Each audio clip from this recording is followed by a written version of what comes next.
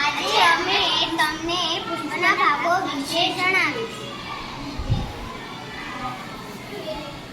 જે પાંદડા છે તેને દલપત્ર કહેવામાં આવે છે. બધા પાંદડાઓ ભેગા થઈને દલચક્ર બને છે. જ્યારે આ જે તમને દેખાય છે નળી, જે છે સ્ત્રીકેસર, તેના આટલા ભાગને પરાગવાહિની કહેવામાં આવે છે.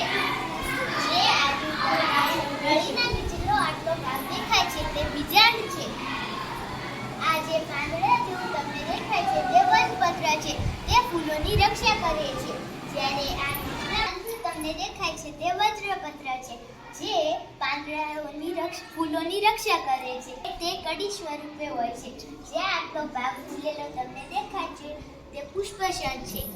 જ્યારે આટલો ભાગ પુષ્પદળ છે. તે વજપત્રની ઉપરનો ભાગ તાને એને કહેવાય છે બીજાશય. જ્યારે તેના ઉપર તમને આ દેખાઈ રહ્યું છે તે નળી જેવું છે, તેને કહે છે પુંકેસર. પુંકેસર તે આટલો ફૂલેલા ભાગને પરાગાશય કહેવામાં આવે છે, અને જે આ સ્ત્રીકેસરના ઉપરના ભાગને કહેવામાં આવે છે પરાગાશય.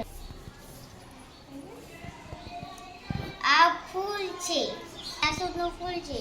એમાં તમને જે આ કળી દેખાઈ રહી છે તે દલપત્ર છે, અને આ જે તમને દેખાઈ રહ્યું છે તે સ્ત્રીકેસર છે. તેના ઉપરના ભાગને પરાગાશન કહેવામાં આવે છે. આ જે તમને પીળું પીળું દેખાઈ રહ્યું છે તે પુંકેસર છે.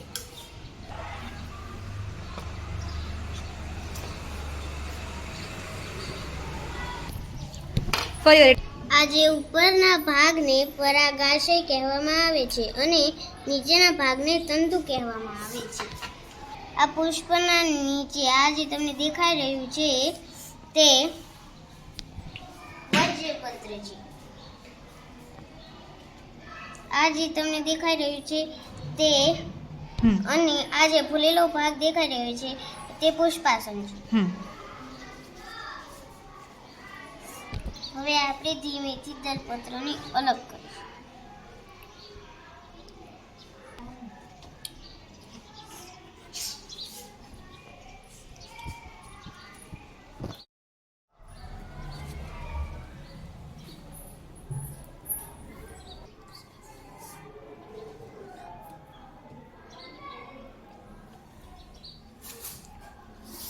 છે તેને બીજાશય કહેવાય છે.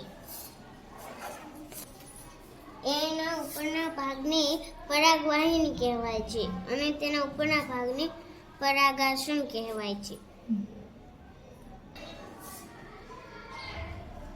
હવે આપણે બીજાશયનો આડો છેદ કરીશું.